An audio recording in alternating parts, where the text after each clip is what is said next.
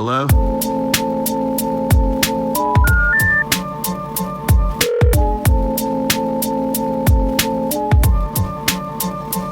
Telephone. I'll call you right back. Call you right back. Telephone. I'll Call You Right Back podcast.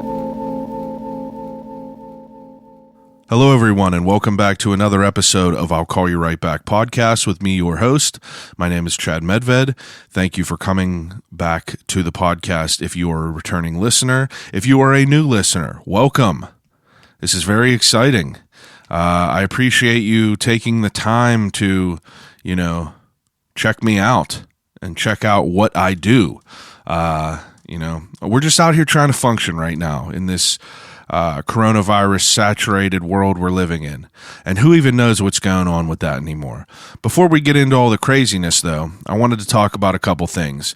First and foremost, I want to say thank you to Turner Dairy Farms, the creators of Turner Premium Iced Tea, the blood of this city.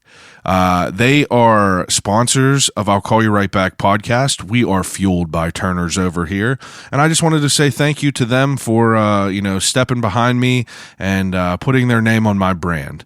They are a 90-year-old local dairy farm that has been killing the game. They've been putting out new, unique products. They recently just dropped their brand new cold brew coffee, which is a bottled coffee you can now find at any store that carries your Turner products, mostly the stores that carry your Turner products. And if they don't have them there, but they carry Turner products, ask them to order it in.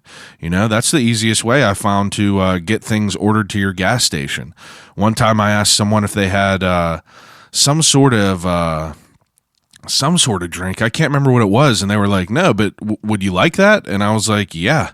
And turns out they ordered it. It was pretty dope to think. But Turner's is releasing new products on the regular. And today, their brand new limited edition milk flavor is dropping chocolate peanut butter. I mean, come on now. Chocolate peanut butter. What other two flavors are as delicious as chocolate and peanut butter? I don't know two other flavors that are as delicious as that, and I am excited to get my lips on a bottle of that chocolate peanut butter milk once I can.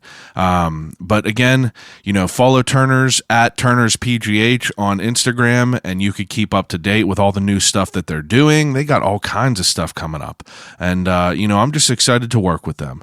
We're in this city of Pittsburgh, this coronavirus infested city. Actually, I guess it's a coronavirus infested world or nation. I don't know though. It's interesting because we're in this coronavirus period of life, I guess you would call it. And it's interesting, before we knew about a lot of this stuff, not saying I know anything, I'm just a dude sitting in my spare bedroom talking about stuff that I'm not educated on. But in the beginning, whenever this coronavirus stuff kind of took off, I was like terrified, to be 100% honest. Like, I had panic attacks. One day I just came home from work and I was just like in tears in my driveway for some reason. Who knows why? But I just had like a crazy panic attack. I just like started envisioning like a bunch of fucked up shit, like people. I mean, it's fucked up. It definitely is. Like the whole thing with everyone dying, like it's messed up.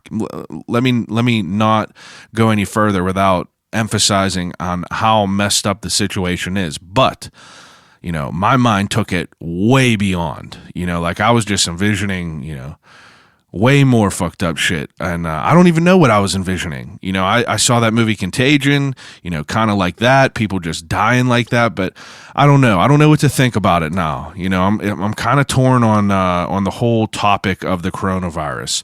Maybe it's me getting stir crazy. I mean, I've been in this house since March 20th, I think I was the day that I got laid off. And I was trying to think March 20th, April 20th, May 20th. That's 3 months. That's 3 months we've been in this. March to April to May. No, 2 months, I guess. 2 months. Still, that's a long ass time. And, this past weekend was the first time I actually got to go out and do some things. And it was refreshing. My family has a camp up in New York, on the border of New York and PA. And, my parents were up there, and I got to go up there and just, kind of relax. We got a nice trailer up there. We're just like, chilling by a fire, and I'm just soaking it in. I'm soaking it in. What a beautiful time. And then it started to dump rain on us, and everything proceeded to be a swamp. But I mean, like, to get away from your home for even an overnight trip is, I mean, it's a big deal. It felt great to just like be out of my house for a 24-hour period of time. You know what I mean? And to see some different people, some of the other people that have trailers were up there. Hey, don't worry, everyone was social distancing. I was hissing at people, get the fuck away from me, 6 foot away from me. Everyone, I've been yelling at everyone.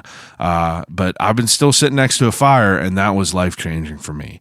To sit next to a fire outside at night with a nice chilly night wearing a hoodie. Oh, Jesus. I mean, what else more can you want in the world? And I got to do that, and I was pumped about it. Because realistically, all I've been doing is, literally all I've been doing for the past 2.5 months, basically, is, I'll get up, I'll make a pot of coffee, I'll rip a whole pot of coffee, and I will either research a topic for the podcast, obviously because we are doing research topics these last few weeks, and or these last handful of weeks, or I'll watch something, I'll clean something, but shit is just, that's pretty much all I've been doing is like baking, watching things, podcasting, and I've been trying to stay productive. It's hard to stay productive. It's hard to find motivation while you're, kind of like behind these constraints that we're behind. On the benefit, I've been getting a lot of stuff done as far as, saving money, paying off debts, getting, cleaning out some shit around the house, watching some things I haven't got to watch. And that's pretty much all that's been going on. Learning how to fucking bake bread, like everyone else. And I've been loving it. I have been loving it. It's going to be weird once everything goes back to, people working, but I don't know. I'm kind of getting tired of being home and not having constructive things to do. But I know that once I go back to work, I'm going to be like, I wish I was not doing anything again. But I mean, who am I to complain about things like that? Who am I to complain about small things like that? But, I was sitting there this weekend and I was thinking, excuse me, that wasn't Corona, just a little hoarse. I was sitting here this weekend and I was trying to think of, expanding last week's podcast about Flat Earth. I wanted to talk to people about Flat Earth. I wanted to find a Flat Earther, but, they're skittish. They're like an animal. It's like sneaking up on a frog or a fish or something.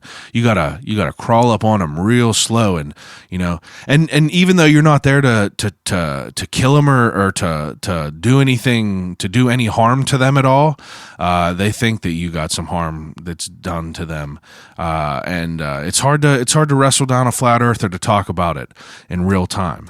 But I'm still trying to do that. I'm still trying to find someone who is a flat earther that would have a conversation with me about this.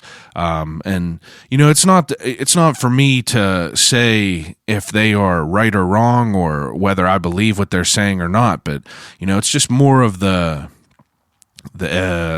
information of it all. It's interesting to hear. At least for me, it was. That was our topic last week. If you have not had a chance to listen to it, we talked a little bit about flat Earth theory, and I don't believe that the Earth is flat, but I'm interested in it. I'm definitely interested in it. But I couldn't find anyone to talk to this week, so I was trying to think. I was like, what am I going to do this week? What am I going to research? What am I going to talk about this week? And every week I hear someone, or not every week, but I've been messaged a lot that said like you should do an episode about movies, about your favorite movies. And I was like, do people want to hear about my favorite movies? But fuck it. I'm going to do an episode about movies. This is an episode about movies. I mean, I'm sure you know it now by the episode title, but I was trying to think like, what is the best way to do an episode about movies? Because there's countless movies out there that are fantastic, and it's hard to narrow down movies into like even a 30 item list. To pick 30 of your favorite movies of all time is absolutely ridiculously hard. But I racked my brain and I came up with a few lists. Okay, so I came up with a list of movies that are, my all-time top 10 favorite movies of all time. And it was hard to do. I mean, try to think your 10 favorite movies of all time. It's difficult, and I've been really racking my brain trying to figure out like what movies. And whenever I say top 10 best movies of top 10 of my favorite movies, that's like, they don't technically have to be good. They don't have to have like a good high Rotten Tomatoes score. These movies that I came up with are my top 10 movies of all time. And I think about that as like almost like the desert island question. Like if I could have 10 movies for the rest of my life and no other movies, what would they be? And I'm going over, man, I'm just researching lists, looking at top movies of the decades in case there was something that I forgot. I've been looking at my movie collection and my scarce movie collection. My wife made me get rid of all my DVDs. She was like, you don't even ever watch them, get rid of them. And she was right. I never really did watch a lot of them, but I loved a good movie collection. To be able to go over someone's house and look through their movie collection, you could tell everything in the world about them. You could tell a lot about someone from their movie collection. But anyway, I was searching and scouring for my favorites. And, in doing this, it kind of leads me on a bunch of different paths because, I was like, do I want to do genres? Do I want to try to do, top 10 of each genre? Do I want to do top 10 of each decade? Do I want to do, how do I want to do it where I could make it, not a 7-hour long podcast rambling about different movie titles? Because believe me, I made a long ass list of just movies. Literally just movies I was thinking of off the top of my head.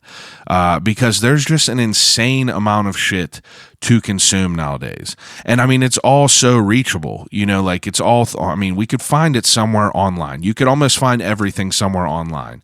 And with Netflix and with everything, like what I'm currently watching now is, I'm currently watching some things and, they're good. They're good. Right now, we just finished Dead to Me, which is a show with Christina Applegate and Linda Cardellini. I think that's how you spell her or how you say her name. But, I've been watching that. I've been watching What We Do in the Shadows. And that's a hilarious show and movie. But, I have to say again, it took me a long time to try to come up with this list. So I figure, screw it. We'll just go right into it. So as far as my all-time favorite movies, again, these are movies that I really put time into thinking about, like, what I could watch over and over and over and over and over again. And the movie that's at the top of my list that I feel that might be my favorite movie of all time is The Shawshank Redemption. And The Shawshank Redemption is a movie with Tim Robbins and Morgan Freeman and a bunch of other stars in there. And it's just a movie about a guy that's in prison, and it was based off of a writing from Stephen King, which I found out later in life, but that movie is fantastic. It's available everywhere. You could find it wherever, but Shawshank Redemption is up there on my list. It's absolutely just fantastic. I would say, and this list of my all-time favorites, like, this is in no particular order, but I have The Shawshank Redemption on there. Absolutely fantastic. I have The Faculty. Okay, so The Faculty is, so I don't think that, like I said, The Faculty is part of one of the movies that doesn't necessarily have a great rating. You know, they don't necessarily have a great rating. Like, they have a 53% rating on Rotten Tomatoes, and it's from 1998. It's a horror sci-fi film. There's Josh Hartnett, there's Usher, there's Elijah Wood in there. There is a lot of people. The Mercury Terminator from Terminator 2. A lot of people in there. Selma Hayek's in there. I mean, an insane amount of people, and it's just a weird movie about aliens. You know, it's a weird movie about I don't know. It's just like a teen movie. I don't know why it's in my list, but it's in my list. My next movie that I think might be my favorite, that's in my list of favorites, is Silver Linings Playbook. Silver Linings Playbook is from, that's probably my most recent. That's the newest movie on my list. But Silver Linings Playbook is with Bradley Cooper and Jennifer Lawrence, and it is, man, one of the best movies of all time. And it is highly regarded. 92% on Rotten Tomatoes. It came out in 2012, and it's basically about Bradley Cooper. He's a lunatic, kind of, and Jennifer Lawrence is also a lunatic. Robert De Niro's in there, and it's like, come on now, too good. So Silver Linings Playbook. Next one up on my list is Scream. Scream is I think Scream might be the best horror movie. Not horror movie. Let's cut that down a little bit. Slasher movie. We'll say slasher movie. A lot of people would say Halloween is the best slasher movie of all time, but I don't know. I love Scream because Scream is the most realistic. They killed Michael Myers 75 times. You know, Michael Myers always comes back. He's always walking, and he always is catching your ass. You know, girls are fucking some random dude, and then they end up just getting killed. Pops out of a closet. You know, come on now. Michael Myers has been shot more times than a fucking anything, more times than anything, and he's just back. He's been lit on fire, cut up, and he just always finds his way to come back. But I think Scream is the best slasher movie because it is the most realistic. It's about, if you haven't seen Scream yet, I'm gonna ruin it for you, kind of. But it's about like teens. It's like a teen horror movie. It's about crazy kids, like crazy love triangles. I guess I'm not ruining it for you, but you need to watch Scream if you haven't yet. I mean, that was like revolutionary. It was a revolutionary movie, but it's not fake. If someone dies, they die, but other people play the sequels. Like, it's a great film. Scream is a great film for sure. I believe that, as they get older, like I mean, not as they get older, but as what would you call them? Not sequels, but yeah, as the sequels would come out, there's 4 of them now. They're about to be making a 5th one, but the second one is good. The third one is absolute garbage. And then the 4th one was good again, I remember seeing. But Scream was good. The next one on my list, The Monster Squad. So The Monster Squad is a personal favorite of mine. I think that is tied for number 1 with Shawshank of my favorite movies of all time. I have a whole leg tattoo dedicated to The Monster Squad. Absolutely my favorite movie growing up. Came out in the early 80s, and it's basically the Goonies, but better. I think it's better than the Goonies. Maybe it's because I love monster shit, but it's basically the Goonies of the scary movie version of the Goonies. So these group of kids have a secret clubhouse, or not a secret clubhouse, but they have a clubhouse, and it's all horror film stuff. It's like, that's what they're fans of. They love scary movies. They love monsters. They love everything like that. And this movie, this kid randomly gets Van Helsing's diary from an estate sale. Like, his mom gets it for him, and he reads it, and he figures out that once every 100 years on the same day, Dracula comes back to the world and tries to take over the world. And honestly, one of the best. I mean, it's one of the best movies of the 80s. I know that that's a stretch. Some people it might not hold up for a lot of people, but the Monster Squad, I'm telling you, it's worth watching. I honestly think it's better than the Goonies. It has the same feel as the Goonies. There's a montage of kids, they're gearing up, they got a goal, but I just like this more because it's kind of fucked up for being from the 80s and being like kind of a kids movie. Like, the graphics not the graphics, but the special effects are like super good, and it's creepy. It's a creepy movie. Dracula gets all the original monsters: Swamp Monster, the Mummy, Wolfman, Frankenstein, and the movie is super fun, but that's a good one. Next one on my list is Gremlins. Gremlins is absolutely fantastic. I don't know why I love it so much. I think it's because I always kind of gravitated towards like scary movies, but Gremlins is absolutely up there on my top 10 list of all-time favorites. Basically, this kid gets a gift from his father that's this cute, weird little animal, and then I don't know.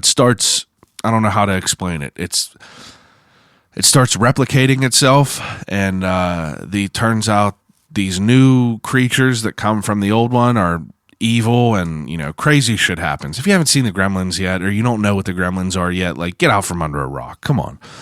Next one on my list, Idle Hands. Idle Hands is a stoner comedy from the 90s as well. I think it's from the 90s. Let me make sure that it's from the 90s because I think it would have to be, because I remember seeing all these movies a long, long time ago whenever I was like a little kid. But Idle Hands, yeah, from 99. Man, the 90s were so good. And that got a 15% rating on Rotten Tomatoes. So it's not the best movie, but to me, it's one of my favorites. But Devon Sawa, the kid from Final Destination, the kid from Little Giants, the kid from Casper, he's in that movie with one of the Bash brothers from the Mighty Ducks, and Seth Green and Jessica Alba. And there's also more people in there, but it's basically about this stoner kid who's lazy that gets possessed by the devil, and it's fun. It's like a comedy horror, and it's great. It's absolutely in my top. This is how you know that these movies that I'm picking right now are legit my of all-time favorites, because some of them are not good. You know what I mean? Some of them are just not good. Next one on my list, Idle Hands, I'm telling you, you got to watch. It's good. Next one on my list, Point Break. Point Break is with Patrick Swayze and Keanu Reeves, and it is absolutely fantastic. The 90s had insane good movies. It's really, really like... See, it was hard for me to come up with these lists and like talk about these movies that I love, because there's just so many movies. There's so many great movies. That came out in 91. It has a 69% on Rotten Tomatoes, which isn't too bad. I was surprised about that. But so basically, Keanu is a undercover cop, and he infiltrates this group of surfers who turn out to be bank robbers, and it's so fucking good. There's skydiving, there's action, it's a beachy vibe. I don't know, it's a great movie. I really liked it. And then second to last on my list is 3:10 to Yuma. 3:10 to Yuma is a Western. It's a newer one. I believe that there was an older one, but this newer one is with Christian Bale and what the hell is the other guy's name? Christian Bale and God, what the fuck is his name? I'm an idiot. Russell Crowe, that's it. Russell Crowe from The Gladiator. But this movie is super, super good, and it's basically an outlaw, Russell Crowe. He terrorizes 1800s Arizona, and he basically is just stealing shit. Christian Bale is a rancher, and they kind of get linked up in there. This movie is from 2007, but I don't know. I love Westerns, but I think this is definitely a great movie to watch. 310 to Yuma. It got a 89% on Rotten Tomatoes. That's good. Yeah, I don't know. I love Western movies. I think that they're fantastic. But that's a good one. And, my last one was such a toss-up because there's just so many movies. For me, it was a toss-up between Desperado with Antonio Banderas, which is a movie about... Antonio Banderas is this drifter who has a guitar case full of guns, and he's traveling along to try to find the guy who killed his wife. And it's an old movie. Quentin Tarantino's in it. Steve Buscemi's in it. Danny Trejo's in it. And I grew up on it. I watched it almost every day growing up, and it holds a near and dear place to my heart. So that was originally on my list. But there's also movies like The Green Mile, which is another Stephen King adaptation. Tom Hanks, Michael Clark Duncan. It's about a guy who is on death row who has these special powers, and Tom Hanks is a prison guard. It's just so good. And, it's also tied up between Prisoners with Jake Gyllenhaal and what the hell's the guy's name? He plays Logan in X-Men. God damn it. What's his name? Prisoners. Let's see. Prisoners. Yep. Hugh Jackman. That's his name. Idiot. That's a really great movie, though, too. And I think the last honorable mention is Django Unchained, which is a Quentin Tarantino movie. I don't know why. I love a Western. Jamie Foxx is in it. Christoph Waltz. I think Django Unchained is also an honorable mention. And then I allowed myself to pick one series of all-time favorites, and I think it would have to be Harry Potter.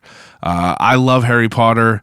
Whenever I think a series, I think a big series like Harry Potter, Star Wars, Lord of the Rings, stuff like that. Star Wars was dope whenever I was growing up. I was fine with it. I loved it whenever I was growing up, but I kind of fell off of it. I kind of fell off Star Wars. I haven't watched any of the new ones really. That's good. I know that's good. Some people would choose that. But for me, Harry Potter is just in my wheelhouse. The first one came out in 2001, and that was just whenever I was 11. And I remember seeing it in the theater and thinking I would give anything in the world to go to Hogwarts. And, Harry Potter's just so good. My wife won't watch it because she's a psychopath. She won't have nothing to do with Harry Potter or magic type shit, but she loves witches. Come on now. I asked my wife, I said, what's one of your favorite movies of all time? And I knew that she would not have an answer because she just doesn't think of movies like that. She ain't never seen shit. Her parents just watch the same old Western TV shows all day, every day at her house. And it kills me just sitting there watching these Westerns. And, it's cool, whatever, to each their own. But I knew Antoinette wasn't going to have any movies. And I said, what's your favorite movie of all time? Something you could watch over and over and over and over again. And she said, Practical Magic with Nicole Kidman and Sandra Bullock. And you're like, you won't watch Harry Potter, but you'll watch this fucking movie about witches who, it's the same thing. There's witches in Harry Potter. She's like, oh, it's stupid. These little kids. I'm just like, come on now. It's way more relatable. It's little kids going through a school, learning how to do it, being trash in the beginning, and then working their way up. But you'll watch this movie about two young daughters who have witch powers, who are raised by their witch grandmothers. And I don't know. I love Practical Magic. It's a great movie for sure. But my wife does not have any logic in that conversation. Won't watch Harry Potter? Come on, piss in the wind. Anyway, so that was my top 10 of all time. We have Shawshank Redemption, The Faculty, Desperado or Green Mile or Prisoners, Silver Linings Playbook, Scream, The Monster Squad, Gremlins, Idle Hands, Point Break, 3:10 to Yuma, and the series that I chose was Harry Potter. Now, those are just my all-time favorites. And like I said, it took me a long time to pick them things. I grew up watching movies. My aunt and uncle had a movie, they had a movie rental place whenever I was growing up, so I got put on to movies so young. My whole family is, big into movies. My parents, I remember growing up that Friday nights consisted of me getting home from school, my brother getting home from school, me and him and my mom going to Blockbuster and picking out like 4 or 5 movies for the entire weekend. And whenever I say that there was no greater joy to me in my life than going to Blockbuster and looking at the cases of movies and the hunt of what wasn't already rented out and sold out, it was everything to me. Me and my brother loved it, and we started working the system because we would each be allowed to pick a movie and one video game. So we got 2 movies total and a video game. So my parents also watch good movies, somewhat good movies. So we would get a good movie through my mom, then I would pick a good movie, and then my brother would pick a good movie. So that's 3 movies a weekend minimum. And my brother, I gotta commend my brother for putting me on all kinds of good shit. My brother definitely gave me the taste that I had today to a certain point. Up until I was probably 13, 14, everything I watched, everything I did was because of him, basically. But, kids will never understand that feeling of going into a Blockbuster and seeing, that movie box of that brand new banger that just came out, like Bad Boys. Imagine walking in and seeing Bad Boys with Will Smith and Martin Lawrence, and you look up for that movie box and there's 15 copies of that, and you're like, oh yeah, I'm about to watch this shit. And then you go up and you look behind the movie cases and they just ain't there, just ain't there. And I distinctly remember going to Blockbuster and wanting to watch Bad Boys, and there was 15 copies of it, and there was no Blockbuster cases behind any of the actual movie cases, because if you remember Blockbuster, you didn't get movies in the movie case, you got them in a Blockbuster case that had the name on the title down the spine of it. And man, it was that's all nostalgia. I would spend an hour in Blockbuster just looking at movie cases. I could tell a lot of movies from movie cases that I would always see the movie case, but I never seen. One of them is called Monkey Shine. And the case of this movie is just one of them old monkeys that has the 2 symbols that they play, them automated monkeys. I've never seen this movie, but that's what the cover of the movie was. And I just remember seeing that all the time. I remember seeing movies I think it was called CB14 or something. It was a movie with this dude that looked or it was called CB4. I remember CB4. And that was a movie with Chris Rock, but I never seen it, but I always remember the movie box of it. And I don't know, just things like that. It's the thought of movies that was just a big thing for me growing up was movies, and what we did on the weekends was watch movies. And that was because of my aunts and uncles and my families. We're still kind of like that. I'm still always watching movies and shit. But so I also made a list of movies that are supposedly movies that everyone should see that I have never seen. And I still have never seen to this day. And I know some people are going to be like, that's ridiculous, you never seen that, but whatever. So the top of my list, a movie that I've never seen that everyone supposedly should see, The Godfather. I have never watched any Godfathers.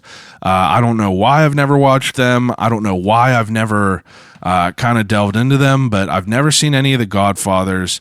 I've never seen 2001 Space Odyssey. I've never seen The Sound of Music. I've never seen Groundhog Day. I bet you people are going to be like, fuck you for that. I've never seen Die Hard, like none of the Die Hards. I don't know why I've never seen them.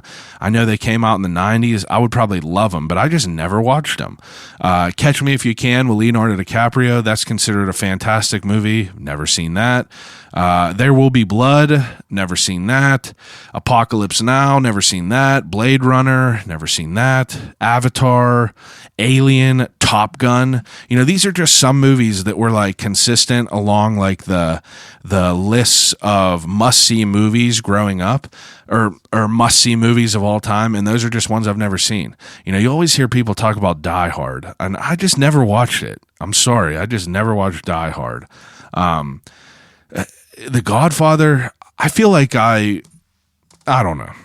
I like it. I mean, I love like the mob movies and shit like that, but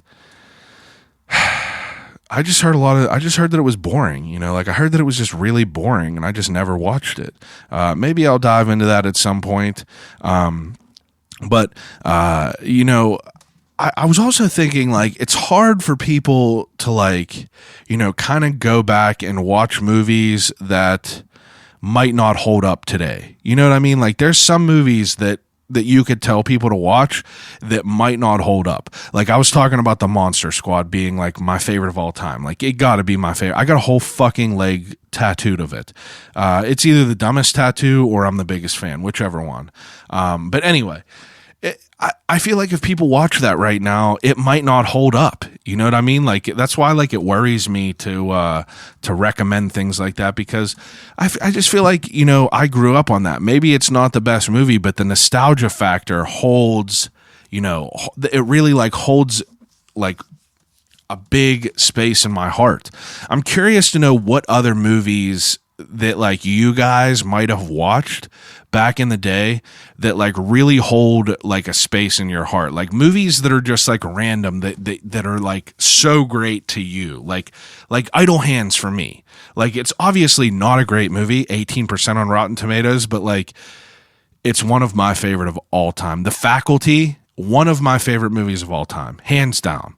And it's so weird because like I bet if people watched it right now, they'd be like, this is fucking corny. This is stupid. But, I mean, to me, it was like, if I watch that now, like, I watched Desperado for the first time in, like, probably, realistically, like, maybe, like, over 10 years. 15 years, probably. And, I swear to God, I almost like teared up at the beginning of like the intro. I still remembered all the words, but it's just like some weird ass movie with Antonio Banderas, and like it might mean nothing to other people, Like let's see what it's on Rotten Tomatoes, because I'm pretty curious. Desperado, let's see. So Desperado came out in 1995. It has a 63% on Rotten Tomatoes, which is not bad. That's really not bad. Huh. That's pretty interesting. Yeah, one of my favorite of all time, but like, I don't know if people are going to think, that holds up. You know what I mean? It's interesting to think about that whole aspect of what holds up, what was just in that moment, like if it was good in just that moment, or if it's still good. But I mean, like, I got a whole list of movies that like I've been trying to like, go through to see, or for like to try to like think about, it's just too long to be able to make a list of all the good movies. Like I have one that's in my notes right now. I just started making it like the other day, just of like great movies that I loved. And it got so big so quick.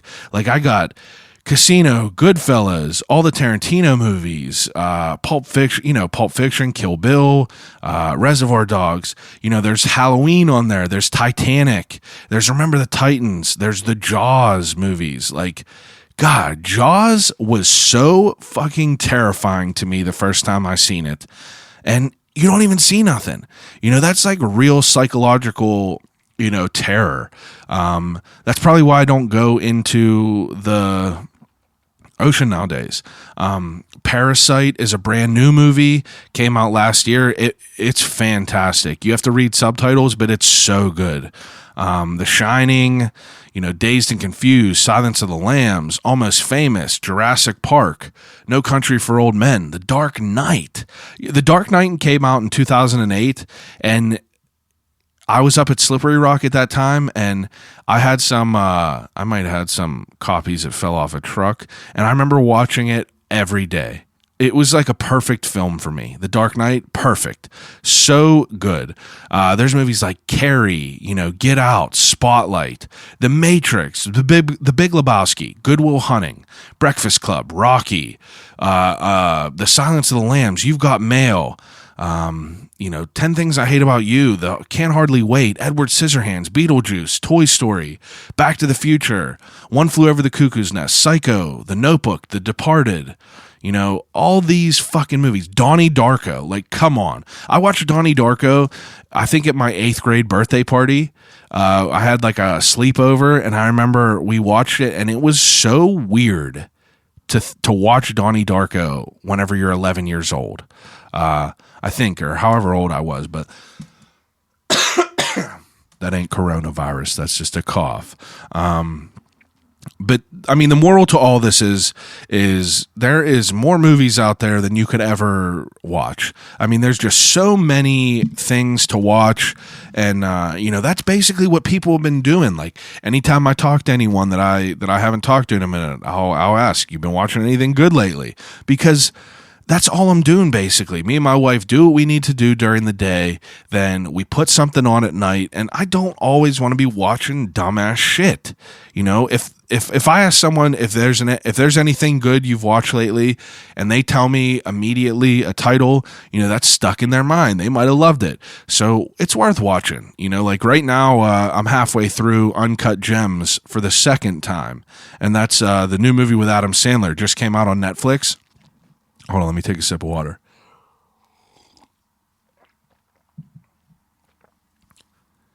And it is literally just anxiety the entire time during the movie. From like 5 minutes in until the absolute very last second. The movie is just anxiety. And it's great, though. It's a really great movie. It's an A24 movie. They make weird-ass shit.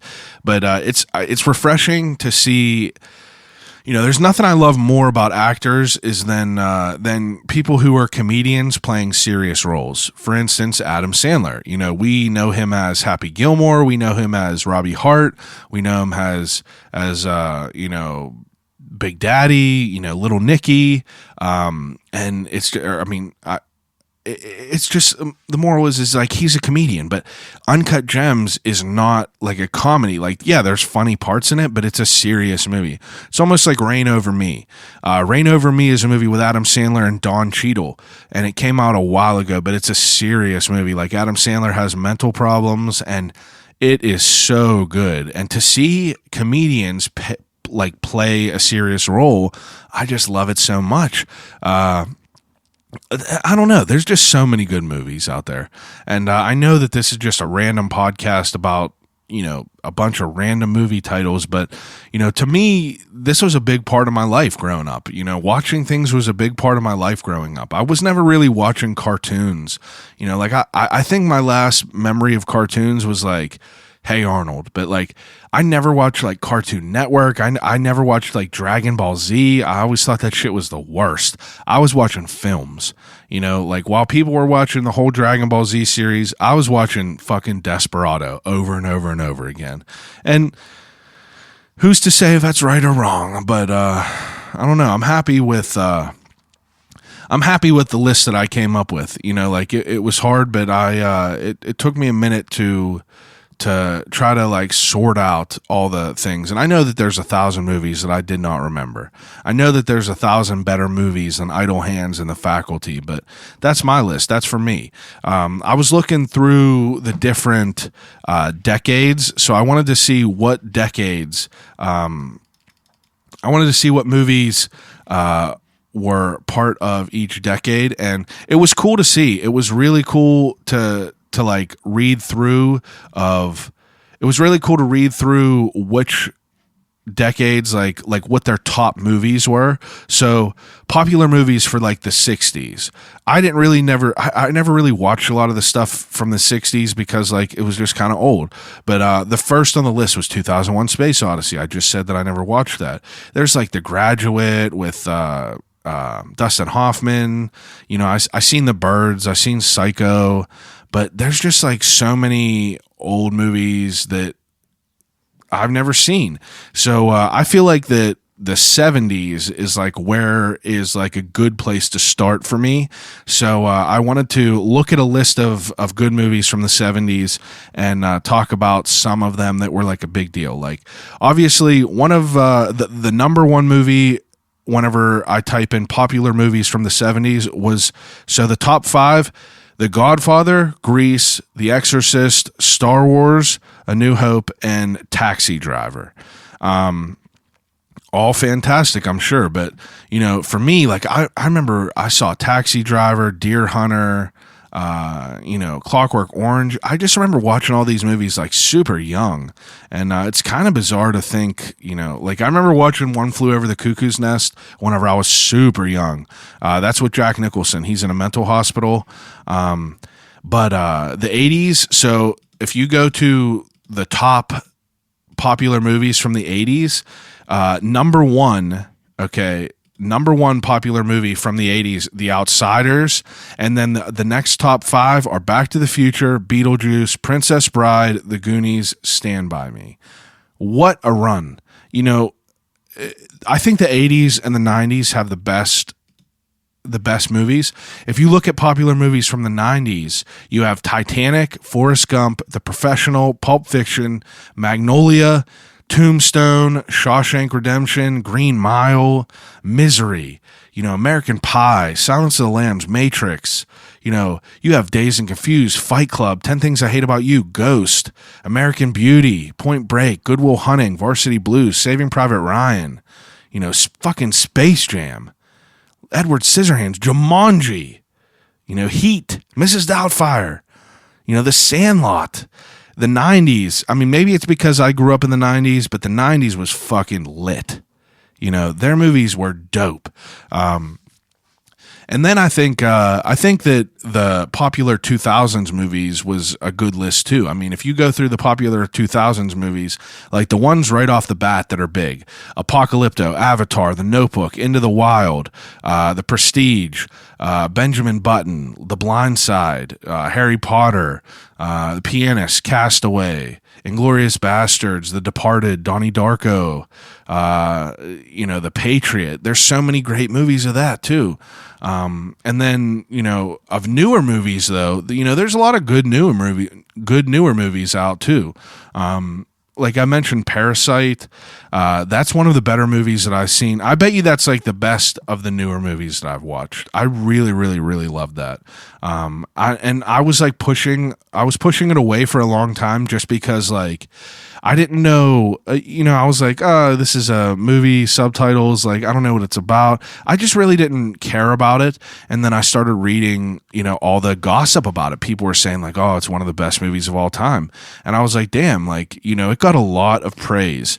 So I watched it one morning and I was like, holy shit, like this, it was seriously so fucking good. And it was just like a simple concept, but it was a perfect story. What's a couple other good ones that I watched recently that are newer? Once Upon a Time in Hollywood was fantastic. You know, I watched Doctor Sleep. I like that. That was like the sequel basically to The Shining. That was good. I watched, what else did I watch recently that was real great? I watched like The Martian recently. That's with Matt Damon. That was great. You know, there's some other movies from from 2010 and beyond that were great. Like The Green Book was great. You know, the remake of It came out. That wasn't terrible. I liked it. It too was trash though. I don't know, Wolf of Wall Street, you know, like there's a million good movies to watch out there, guys. I would seriously love for anyone that listens to this to, if they could try to think of a top 10 list, you know, send me a top 10 list because I would love to post it. And just, you know, kind of, you know, start like a little bit of a discussion about this because I just want good movies to watch. You know what I mean? Like I really didn't even get into all the crazy comedies that are great, like 40-Year-Old Virgin, This Is the End, Superbad. You know, that's what I mean. It's just like, I think to ask someone to make a list of their favorite movies might be one of the hardest things of all time. I think it's even more difficult than asking someone to make a list of their favorite bands of all time.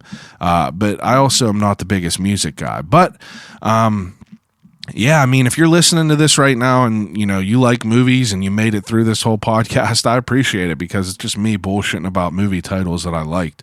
But, you know, come up with a list of a few that you really love. Like if you could really sit there and think of some of your favorite movies of all time, please send them over to me, because I would love to watch them if I haven't yet.